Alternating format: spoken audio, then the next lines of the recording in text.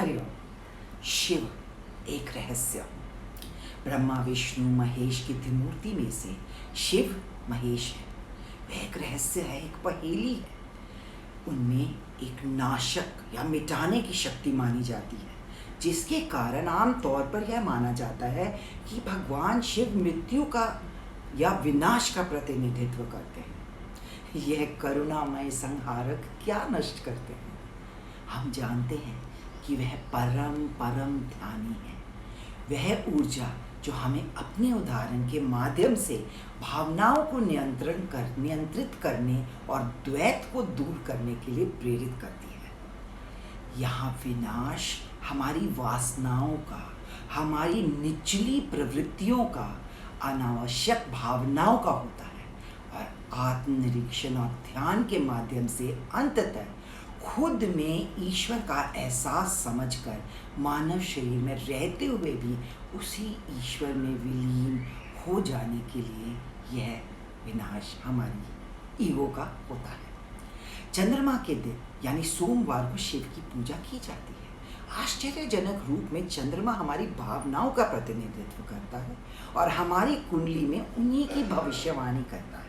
अच्छा या बुरा, कमजोर या मजबूत, सकारात्मक या नकारात्मक, यह भगवान शिव के व्यक्तिगत और शांत और निर्लिप्त रहने के उनके मार्गदर्शन के विरोधाभास जैसा लगता है। आइए हम उस करुणा और प्रेम को समझें जो इस दिन के चुनाव के पीछे निहित है। पुराणों के अनुसार चंद्र भगवान ने राजा दक्ष की 27 पुत्रियों से विवाह किया, लेकिन चंद्र का झुकाव सारा रोहिणी में ही रहता था। इस बात से क्रोधित और ईर्ष्यालु बहनों ने अपने पिता से शिकायत की। दक्ष के हस्तक्षेप और चेतावनियों के बावजूद चंद्रमा अपनी पसंद के साथ ही बना रहा। इस पर क्रोधित होकर दक्ष ने चंद्रमा को गायब होने का श्राप दे दिया। चंद्र अपनी चमक खोने लगा और आकार भी सिकुड़ने लगा। इस डर से कि उसका अस्तित्व ही समाप्त ना हो जाए, वह भागा ब्रह्मा के पास पहुंचा, जिन्होंने सुझाव दिया कि उन्हें भगवान शिव की साधना करनी चाहिए। चंद्र ने भगवान शिव की साधना की और उनकी भक्ति से प्रसन्न होकर शिव चंद्रमा की मदद के लिए आ गए। लेकिन चूंकि दक्ष के श्राप ने पहले ही अपना प्रभाव दिखा दिया था, शिव ने चंद्र को अपने रूप को धीरे धीरे ठीक करने के लिए शक्तियों का आशीर्वाद दिया। इसीलिए तो हम देखते हैं कि पूर्णिमा के पश्चात चंद्रमा धीरे धीरे कृष्ण पक्ष में कम होता है और अमावस्या पर लुप्त हो जाता है और फिर शुक्ल पक्ष में धीरे धीरे आकार ठीक होकर पूर्णिमा पर फिर पूरा चमक उठता है। शिव अपने इस भक्त के प्रति प्रेम के प्रदर्शन में अपने उलझे हुए केशों में अर्धचंद्राकार चंद्रमा को अपने माथे पर धारण करते हैं। यहाँ हमें यह समझना है कि भगवान शुद्ध इरादे के अपने सच्चे भक्तों से कितना प्यार करते हैं। इतना ही नहीं, भगवान शिव को सोमनाथ और चंद्रशेखर के रूप में भी तो जाना जाता है, जो अपने इस भक्त के लिए व्यक्त प्रेम ही तो है। यहाँ कथा को पूरा करना मैं ज़रूरी समझती हूँ। चंद्रमा की जो 27 पत्नियाँ हैं, वह नक्षत्रों के रूप में और आकाश के सितारों के रूप में आज भी चंद्रमा के चारों ओर बनी हुई हैं।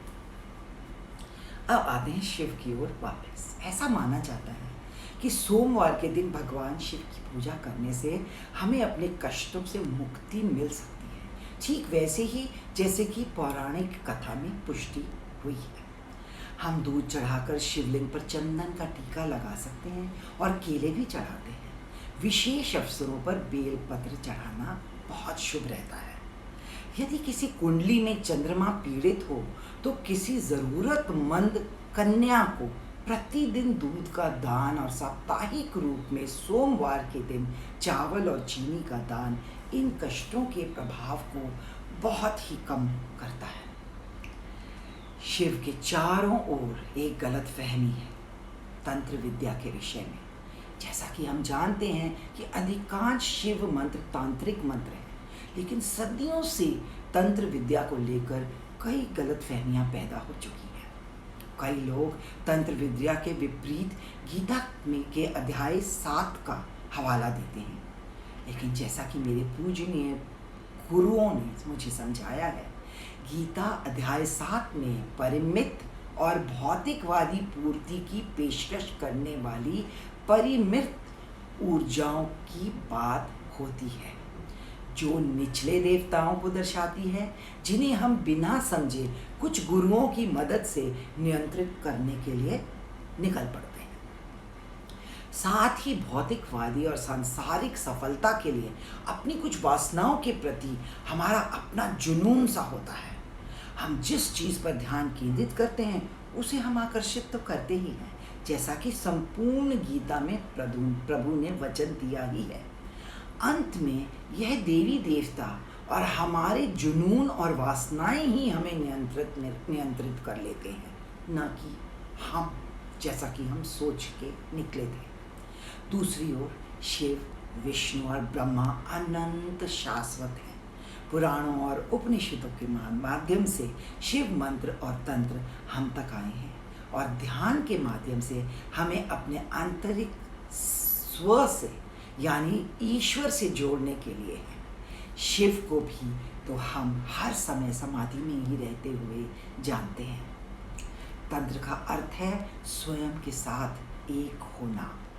पूजा के कुछ तरीके जैसे पूजा को अनुष्ठानों से करना तांत्रिक माना जाता है। इसके अलावा अधिकांश हिंदू मंदिर भवन आम तौर पर तंत्र की प्रतिमा के अनुरूप होते हैं, जो तंत्र अभ्यास के समान ही शुद्ध और शक्तिशाली होते हैं। ओम नमः शिवाय, शिवाय नमः सबसे प्रसिद्ध और बुनियादी शिव मंत्र, जिसका अर्थ है मैं भगवान शिव का नमन करती हूँ। यदि प्रतिदिन 108 बार इसका जप किया जाए तो यह शरीर को शुद्ध करने में मदद करता है और हम पर शिव की कृपा होती है। ओम नमः शिवाय, शिवाय नमः। ओम नमः शिवाय, शिवाय नमः। हरि ओम। ओम तत्सत।